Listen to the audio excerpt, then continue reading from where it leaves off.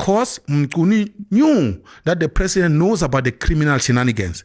That's why there would be no consequence if Mqunu dissolved a committee, a mechanism that was set up by the president.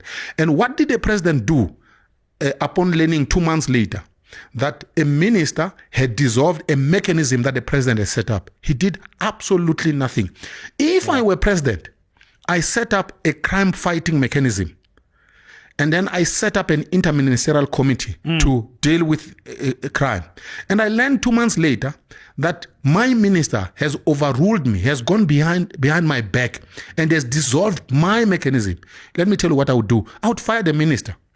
Was Mqunu fired? No. Why was he not fired? Because he is confident the president knows everything. That's my theory. That makes a lot of sense. I mean, the other revelations are quite something just in terms of the criminal syndicates themselves. The Madlanga Commission is now learning about the assassination of Armand Swart, this person who was supplying things to Transnet, and there was some middle company that then inflated the prices. This poor person is murdered in cold blood. The police arrive at Katiso Molefe's house, the alleged mastermind. They're conducting their operation, and then the Hawks come to disrupt a legitimate investigation. A helicopter's flying overhead.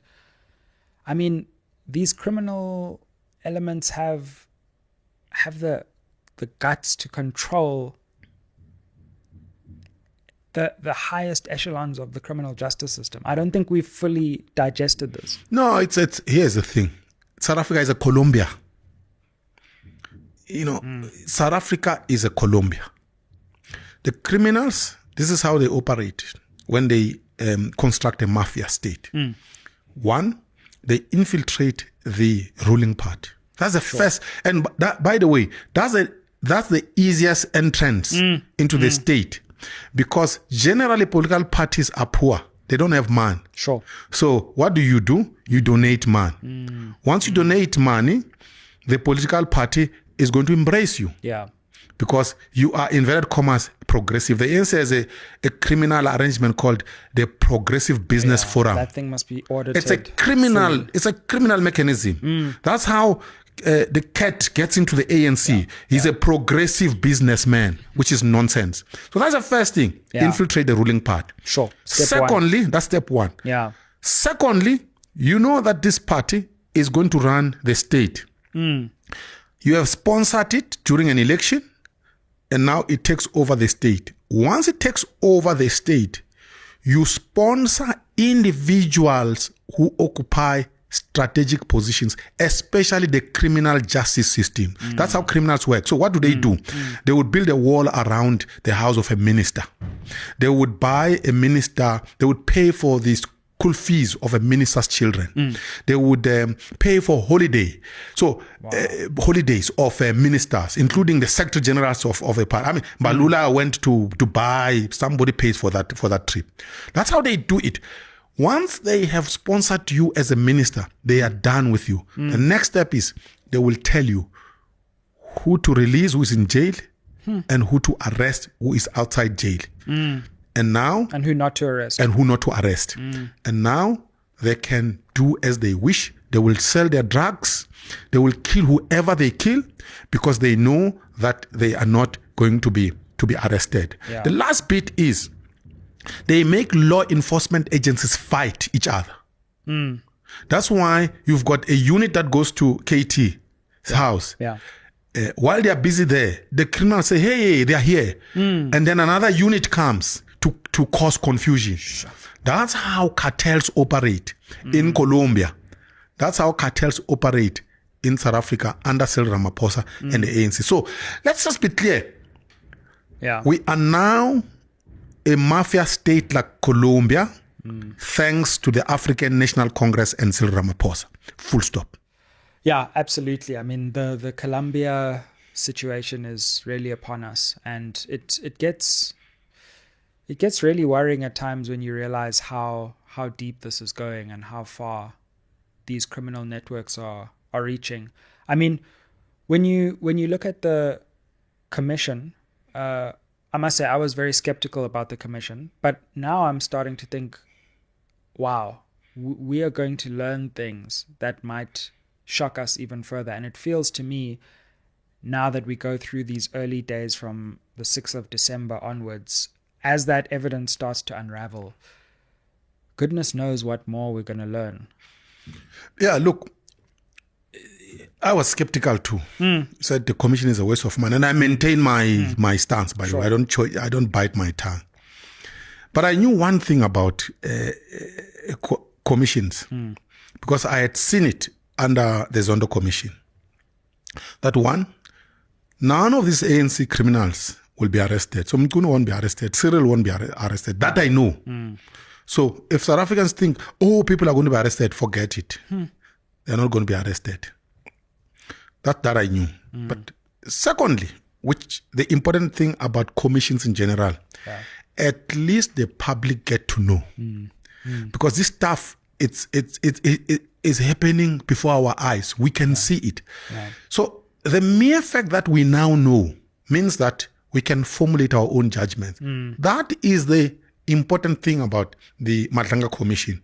That is the important thing about the ad hoc committee in Parliament. We can no longer be fooled. We now know the ANC is a criminal organization working with criminal cartels. We now know that our state has been captured. What do we do about that as citizens is up to us. But at least we know. Very true. And one of the things that is really emerging is the way that killings and murders are being used by these criminal and political alliances. This should really cause us to lose sleep at night. I mean, I was looking at a News 24 investigation of the CFO at Ekurhuleni. And not only was he murdered, but a finance person before him, I think, was murdered, and a person before that was shot and injured, and they survived. So 3 finance people in the same municipality have been targeted. We know about Babita Deokaran. I mean, murder is now being used as a weapon to just silence people. Yeah, it goes back to the point I made earlier. We're Colombia now. And we are a dangerous Colombia because these criminals now kill auditors. I mean, think of the message it sends to students at VETS, at UCT, who are studying accounting, who want to be auditors. They are now scared that we are going to be murdered. Our profession makes us the target of political criminals. So that's how deep our crisis is. And let us not mince our words here. There is a political party behind these killings. It's the African National Congress. So if you want to solve this problem, you cannot solve it while the ANC is still part of our governance system. We must take a stance as South Africans and say, this political criminal organization must be taken out of our governance system so that when we say we want to cleanse Ekurhuleni, these political criminals are not there to protect each other. That should be the beginning of everything, of a rebuilding of South Africa. But you are right. We have become a dangerous society. If you want to be safe today in South Africa, you need to have money and live in a gated estate and have private security. You need to have a firearm. You can no longer drive at night in South Africa from a restaurant, having a meal with your family, feeling safe. You must be home early.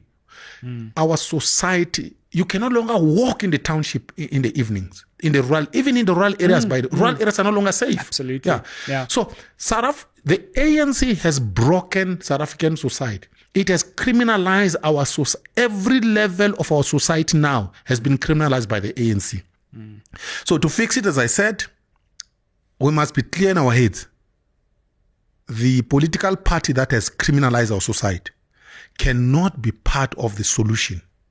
We must remove it completely from power. Then we can rebuild. If elements of it are still within our political system, we will not fix this country.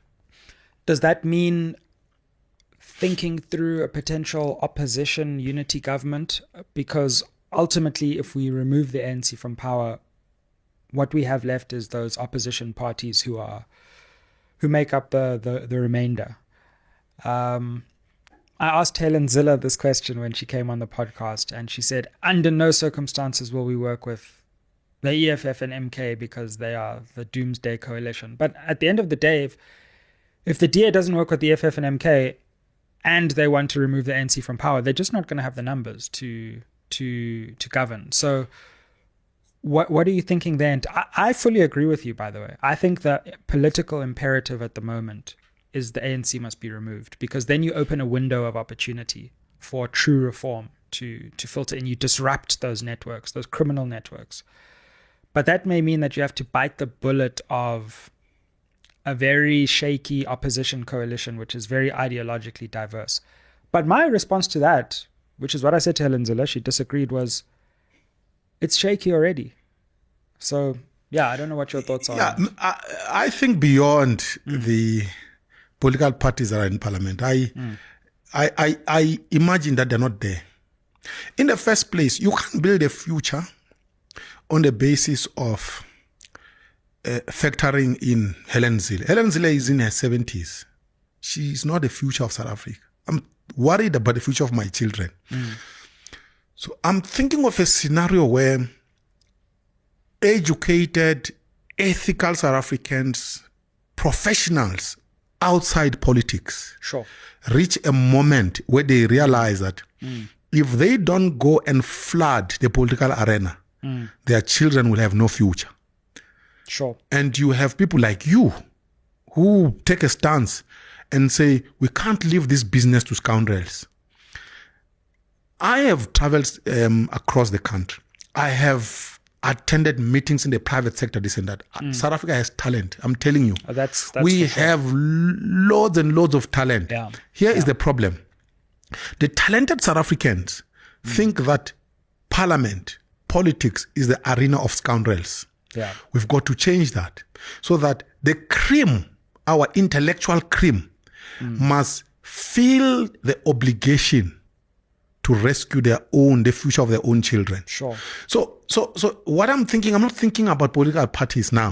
I'm thinking about the character of leaders that we need. And I ask myself, where are they? And the answer is, they are outside the political arena.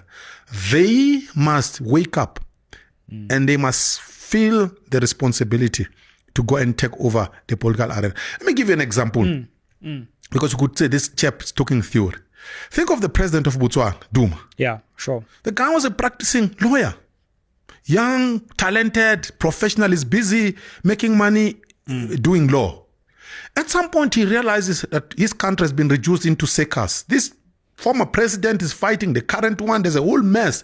Then he decides with his friends, I'm sure they were sitting somewhere, and said, guys, how could we allow our country to be reduced to a seekers when we are educated and we are here?